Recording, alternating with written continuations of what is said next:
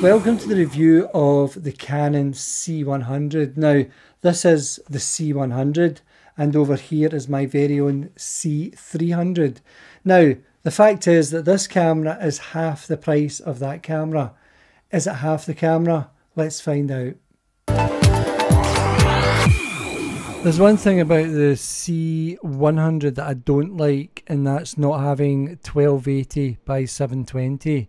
As with the C300, you do get pre-record, but the things that are missing are interval record, frame record, and slow and fast motion.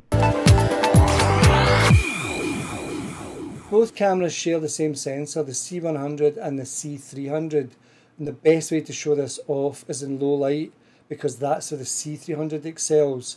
So let's have a look at some low light footage. Unfortunately, Glasgow street lighting with this orange, yellow, disgusting colours does nothing for these pictures. There's nothing I can do about that, I'm afraid, other than turn this whole footage into black and white. Apart from that, the camera performs really well. I really, you know, when it comes to low light, I mean, there's 21 dBs. I think these pictures are amazing. I mean, you've got to realise I am completely almost in darkness apart from the street lighting, and I'm actually finding it quite hard to focus at times. I'm using a monopod, not the best on a windy night, but it does the job.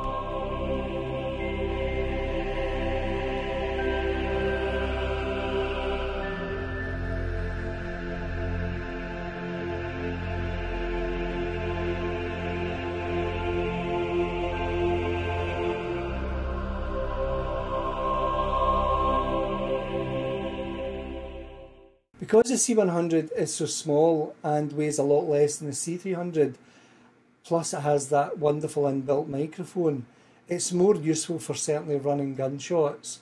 So what I did was, at New Year, I took it up to my aunt's house. She was throwing a Hogmanay party, and I caught a lovely sequence with my granddaughters. Now, there's no lights being used here except the lights in the room itself. I'm not using any LED lighting at all. And I think it captures a wonderful moment when young Sophie is being the doctor and she's charming the other two who are patients. Right, have you both got a sore toe? Yes. Right. And what tattoo would you like? What tattoo would you like? And what else? No, right, you can get three. Like moon baby. The moon. The moon one. I want this that. Oh. Right, yours is still sore. But you'll need to get a bandage and then you'll get, let's see, Z. I know what's going on. I want the bandage. Okay, you'll get one. It's a big ice pack, okay? So it dries away all your dry skin. Right, let's see yours. Right, oh, can you pass me that? No, this. For freebie foot. Oh, this is heavy. Are you going to manage this, baby? We definitely need to wait for sellotape. Well, you can go for a sleep. Okay. Right, you need to no noise. Come in. Okay. 2, 1. Happy New Year, everybody. Happy New Year. A lot of people have been asking, how does the C100 compare to the C300 as far as a B camera is concerned? Because a lot of you out there are thinking of buying a 100 for that very purpose. Now, I was worried, of course, 420 and the fact it only does 1080 50i, how would that, you know, compare when it was put onto a 720p timeline? But I can assure you that as far as a B camera is concerned, the C100 has no problems. The one thing I remember we discussed when I met you at Diabetes UK was that you'd been in a course for Ramadan. How has that impacted on the way you think about Ramadan as a person with diabetes? Well, initially, because it's a religious thing for me, being Muslim, it was something that I always wanted to do, was fast. And I was always told, no, you can't do it, no, you can't do it. simply the fact being diabetic, taking insulin, having to have regular meals so you don't go hypo. But things are a lot advanced now. You've got different types of insulin. And going to this kind of course thing, I picked up little hints and tips on how I could help fast, but also look after myself at the same time. One thing I learned was that you can do blood tests while you're fasting, which from me from day one was always something, no, you can't actually do if you fast, otherwise your fast breaks. So it was quite an eye-opener, and how they grade you in different risks. So which is the safest people, you know, obviously those that are at low risk, how simple it is for them to fast, and whereas if you get into the higher risk, how more difficult it can be. So there we go, the C100 is a perfect B camera for the C300. But just so that you know, my C300 custom picture was transposed across to the C100. Otherwise, the cameras will definitely not match. So what I've got here is the Canon C100. Now, I'm using this Hoodman with the Hoodman riser here so that I can check my critical focus. This works a treat on this camera. What I'm going to do is get some shots of the dogs with the 70-200 lens, and then I'll give you my assessment at the end, probably in the studio because this is a bit windy out here. You wouldn't believe it, but the weather was absolutely atrocious over the 2 to 3 weeks I actually had the camera.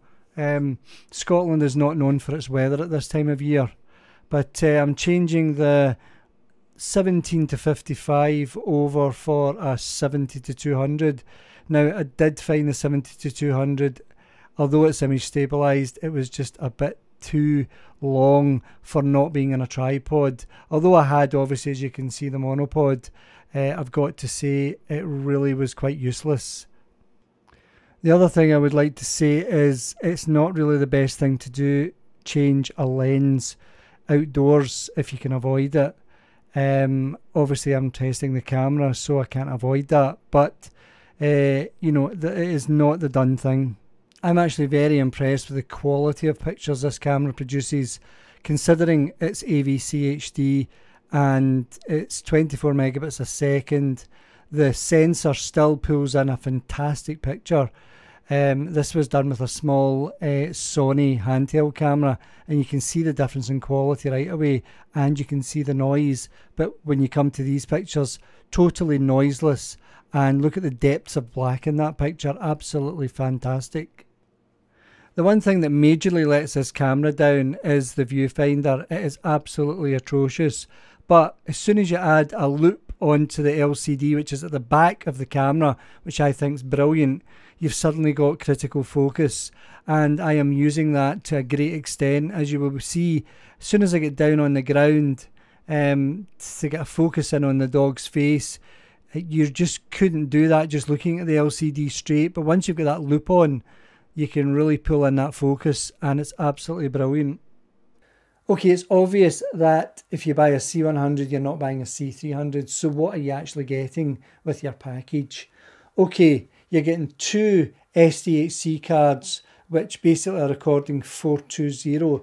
Now, if you take the HDMI out and put it on to, say, a Ninja, what you will get there is 422, the exact same output as the C300. So you do actually have the facility to have a C300 if you're willing to have an external recorder.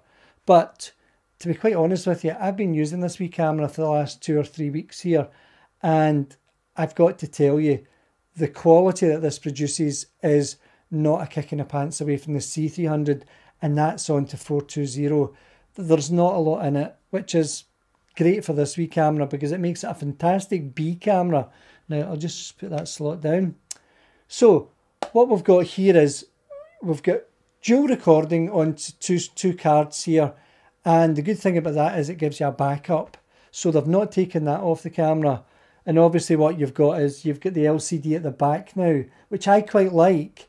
If you put a loop on here like a Hoodman, what you can actually do is you can see critical focus. Unfortunately, this viewfinder is too wee to use for anything. I mean, I don't quite... They really shouldn't have put it on it because it doesn't do much. in my opinion. So if I get rid of this out the road, what we can then do is take you around the side of the camera, and what we've got here is we've got the ISO gain button.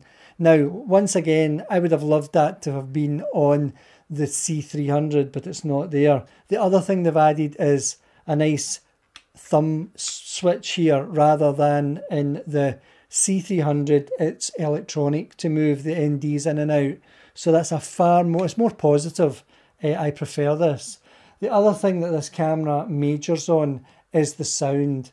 First of all, you have all your inputs and outputs here. Round here, you've obviously got your XLRs. But the thing it's got for run and gun, which is what this camera is really made for, is you've got an inbuilt microphone now. You do not have to use an external microphone, which in my opinion on the 300 is actually quite annoying. I would really love to have had this on my 300 and have this inbuilt microphone. What a difference that makes to the whole camera, and you've only got one umbilical cord to worry about. So really at the end of the day, this camera is a wee bit more user friendly. It's because it's the weight. The camera weighs an awful lot less. So for run and gun, for getting in there and getting shots of, say, kids or animals or just getting about places, this is a tidier camera to use. And I can assure you the quality is, you know, I cannot see much of a difference between the 300 and the 100, and that says a lot for Canon.